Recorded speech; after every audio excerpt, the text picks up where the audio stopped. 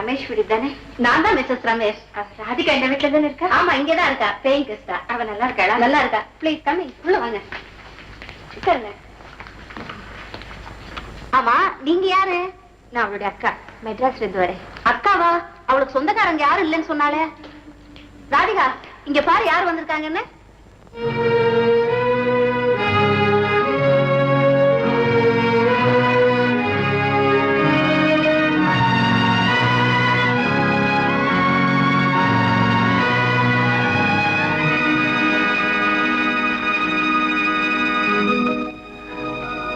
அக்காவா?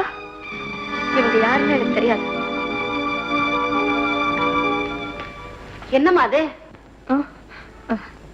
என் சிஸ்டர் பேரும் ராதிகா தான். நான் அவ்வளவுதான் தேடிக்கிட்டு வந்தேன்.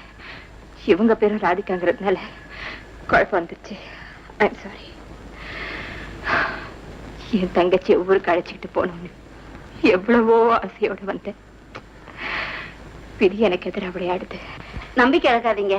டெல்லியில 4-5 டேஸ் தங்கி இருந்தீங்கன்னா கண்டிப்பா உங்க தங்கச்சியை கண்டுபிடிச்சிடலாம். பக்கத்திலேயே ஏதாவது ஹோட்டல் இருந்தா சொல்றீங்களா? ஹோட்டலா? நோ. ஒரு பொண்ணு தனியா ஹோட்டல்ல தங்குறதாவது நீங்க இங்கேயே தங்கி இருக்கலாம். ரொம்ப தேங்க்ஸ்மா. அப்போ அந்த ராதிகாமா ரூம்லயே தங்கிக்கலாமா? அவ ஒரு டைப் ஆச்சே, அவ சம்மதிக்கணுமே. நான் போய் கேட்டு பாக்குறேன். கேட்டு பாருங்க. மேடம், மே ஐ கம் இன்?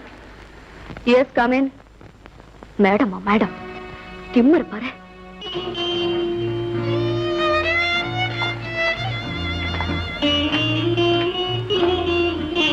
ராதிகா, உன் தர்ம சங்கடம் எனக்கு புரியுது. எங்க உறவு உனக்கு தேவையில்லாம இருக்கலாம்.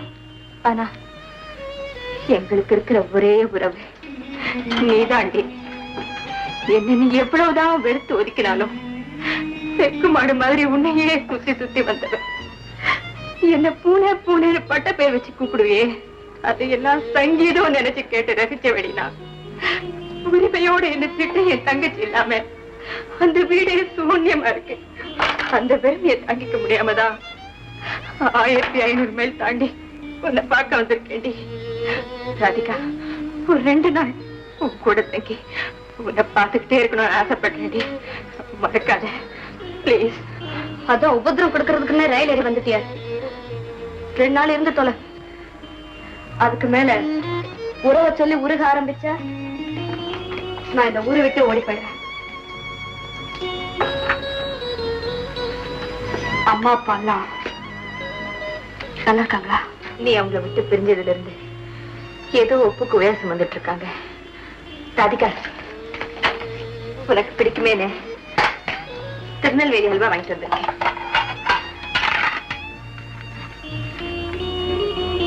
சாப்பிடு.